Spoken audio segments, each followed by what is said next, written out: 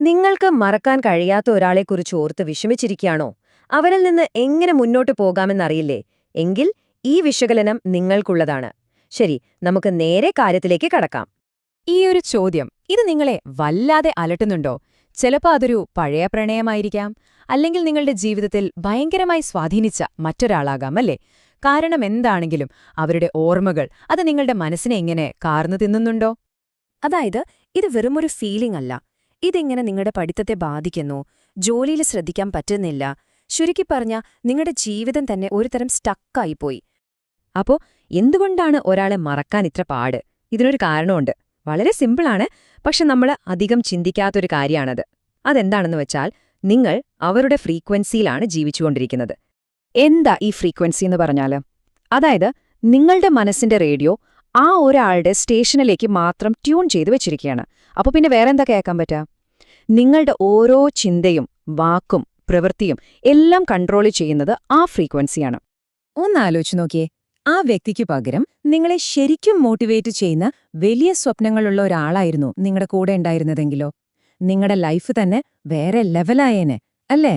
നിങ്ങൾ ശരിക്കും അർഹിക്കുന്ന ഒരാളായിരുന്നോ കൂടെ ഉണ്ടായിരുന്നത് എന്ന് ചിന്തിക്കാനുള്ള സമയമാണിത്. അപ്പോ ഇതിൽ നിന്നൊക്കെ എങ്ങനെ പുറത്തുവരും? ഒരു വഴിയുണ്ട്. നിങ്ങളുടെ മനസ്സിനെയും ജീവിതത്തെയും തിരിച്ചുപിടിക്കാൻ സഹായിക്കുന്ന കൃത്യമായി പ്ലാൻ ചെയ്ത ഒരു 10 ദിവസത്തെ ഇമോഷണൽ ഡീടോക്സ്. ഈ പ്ലാനിന് പ്രധാനമായിട്ടും 2 ഘട്ടങ്ങളാണുള്ളത്. സ്റ്റെപ്പ് 1, ഒരു ഫയർവാൾ ഉണ്ടാക്കുക, അതായത് ഭൂതകാലത്തിൽ നിന്ന് ഒരു പ്രൊട്ടക്ഷൻ. സ്റ്റെപ്പ് 2, നിങ്ങളുടെ ഭാവി നിങ്ങൾ തന്നെ ഉണ്ടാക്കിയെടുക്കുക. ഓക്കെ, അപ്പൊ നമുക്ക് ആദ്യത്തെ സ്റ്റെപ്പിലേക്ക് കടക്കാം. ഒരു ഫയർവാൾ നിർമ്മിക്കുക. ഇത് വളരെ വളരെ പ്രധാനപ്പെട്ട ഒരു കാര്യമാണ്. ഇവിടെ ഒരു കോംപ്രമൈസിനും സ്ഥാനമില്ല. ഇതെങ്ങനെ ചെയ്യണം? ഒരു സംശയവും വേണ്ട. ഉടൻ തന്നെ അവരെ വാട്സപ്പിലും ഇൻസ്റ്റാഗ്രാമിലും ഫേസ്ബുക്കിലും എല്ലാത്തിലും ബ്ലോക്ക് ചെയ്യുക. അവരുടെ കോൾ വന്നാൽ എടുക്കരുത്. അവർക്ക് വേറെ നമ്പറിൽ നിന്ന് വിളിക്കാൻ തോന്നും.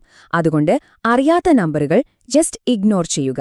ഇനി അഥവാ അറിയാതെ കോൾ എടുത്തുപോയാലോ? ആ ശബ്ദം കേട്ട നിമിഷം ഫോൺ കട്ട് ചെയ്യുക, ആ നമ്പർ ബ്ലോക്ക് ചെയ്യുക. അത്രയുള്ളൂ. ഇതൊക്കെ ചെയ്യാൻ എന്താ വേണ്ടതെന്നറിയോ? ചങ്കുറപ്പാണ് വേണ്ടത്. ധൈര്യം വേണം. അതല്ലെങ്കിൽ നിങ്ങൾ മറ്റുള്ളവരുടെ അടിമയായി ജീവിക്കേണ്ടി വരും. ഇത് നിങ്ങളുടെ സ്വാതന്ത്ര്യമാണ്. ശരി, നമ്മൾ ആ പ്രതിരോധം തീർത്തു.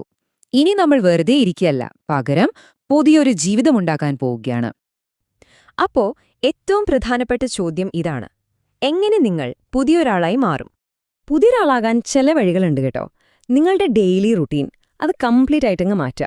കുറച്ചുകൂടി നേരത്തെ എണീക്കുക. പക്ഷെ ഓർക്കണം, അത് പഴയ കാര്യങ്ങൾ ആലോചിച്ചിരിക്കാനല്ല, പുതിയ എന്തെങ്കിലും തുടങ്ങാനാണ്. പുതിയൊരു സ്പോർട്സ്, ഇപ്പൊ ബാഡ്മിന്റൺ പോലെ എന്തെങ്കിലും ട്രൈ ചെയ്യുക. യാത്ര പോവുക. ഒറ്റയ്ക്കാണെങ്കിലും കുഴപ്പമില്ല. നിങ്ങളുടെ സന്തോഷം നിങ്ങൾ തന്നെ കണ്ടെത്തണം.